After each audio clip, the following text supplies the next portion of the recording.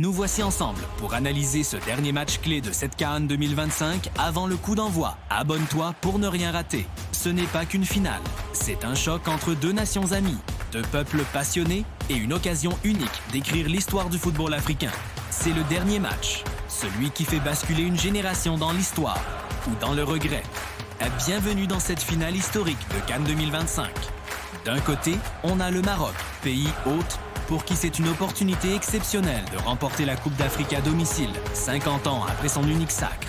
De l'autre, on trouve le Sénégal, pour qui c'est la possibilité unique de décrocher un deuxième titre continental et de confirmer sa place parmi les grandes nations africaines. Mais cette finale dépasse le cadre du terrain. Ce soir, plus de 40 millions de Marocains et 19 millions de Sénégalais, au pays et à travers le monde, vibrent derrière les lions de l'Atlas et les lions de la Teranga. Deux nations entières retiennent leur souffle. Cette CAN 2025, pleine de surprises, a vu deux équipes prêtes à tout pour gagner.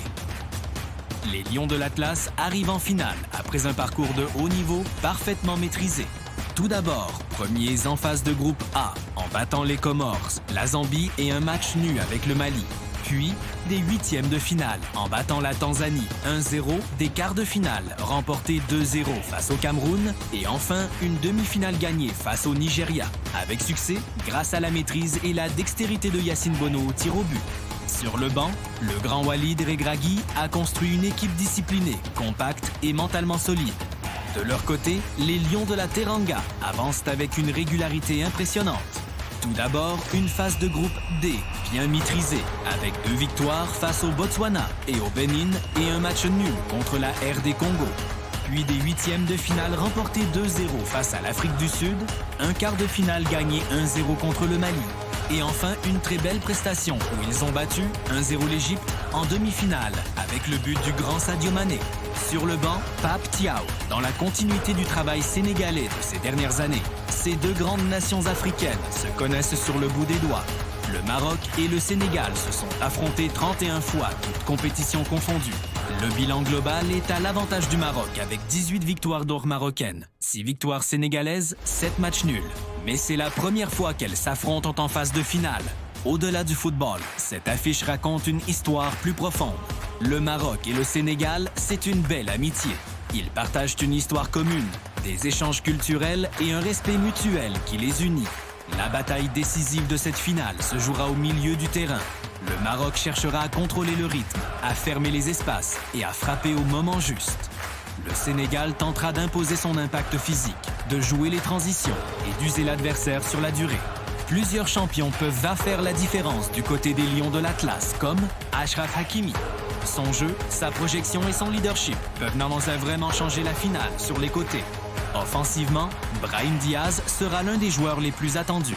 Avec sa créativité et son talent, il peut vraiment changer le match en un instant avec un geste inspiré. Dans les buts, Yacine Bounou reste l'un des hommes forts de ce parcours.